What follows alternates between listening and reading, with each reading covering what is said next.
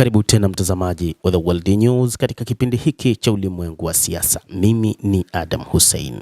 Meja Jenerali Mohsen Rezai anadai kwamba uteuzi wa kijeshi uliofanywa na kiongozi mkuu wa serikali ya mapinduzi ya Kiislamu ya Iran, Mojtaba Khamenei, ulivuruga hesabu za Marekani na Israel.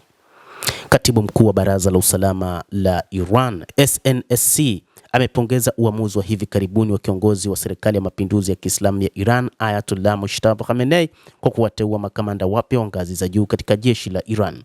Katika barua aliyomwandikia Ayatollah Khamenei mnamo Jumatatu ya leo, Meja Jenerali Mohsen Rezai anasema uteuzi huo unaonyesha kuwa Jamhuri ya Kiislamu ya Iran chini ya Ayatollah Khamenei itashikamana kithabiti na siasa zilizopitishwa nchini humo tangu ushindi wa mapinduzi wa Kiislamu wa mwaka 1979.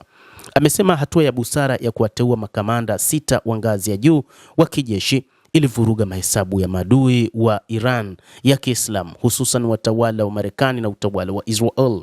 Rezai, ambaye hivi karibuni aliteuliwa kuwa katibu mkuu wa Baraza la Usalama nchini Iran, SNSC, na Rais Masoud Pezeshkian na mwakilishi wa kiongozi katika baraza hilo, alielezea uamuzi wa kuwateua makamanda hao kwa wakati mwafaka na unaostahili, akisema kwamba makamanda wote 6 walioteuliwa wana rekodi na uzoefu mzuri kuanzia vita vya Iraq na Iran katika miaka 1980 hadi leo hii.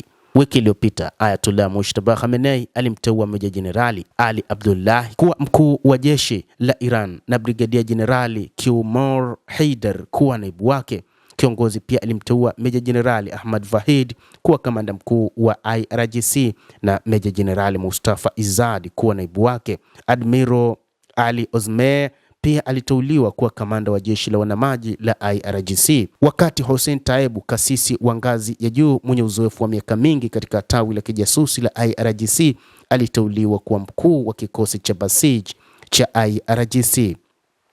Uteuzi huo unafuatia vita ambavyo Marekani na Israel ilivianzisha dhidi ya Iran mnamo Februari 28 na kuwaua makamanda wakuu wa jeshi wa nchi hiyo, na hivyo Iran inalazimika kuwa na viongozi wengine wa kijeshi ambao wakati huu wameteuliwa.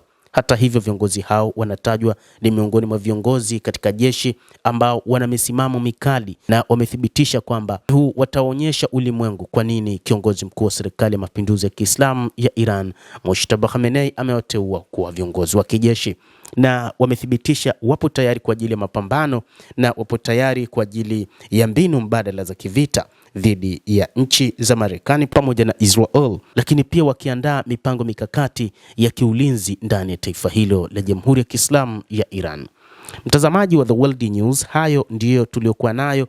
Ni kauli iliyotolewa na Mohsen Rezai, mkuu wa usalama nchini Iran, akisema kwamba kuteuliwa kwa makamanda 6 katika siku za hivi karibuni wa Jamhuri ya Kiislamu ya Iran kumewafanya Marekani na Israel kupoteza hesabu zao za kimkakati katika mapambano, wasijue wanaanzia wapi, kutokana na ukweli kwamba kila kiongozi ana mipango mikakati. Ujasusi wa Israel pamoja na ule wa CIA wa Marekani ulikuwa na taarifa tofauti kabisa na mipango mikakati iliyokuwepo cha wale wanajeshi waliokuwepo kipindi hicho, lakini wakati huu mikakati mizito inazidi kupangwa ndani ya Jamhuri ya Kiislamu ya Iran.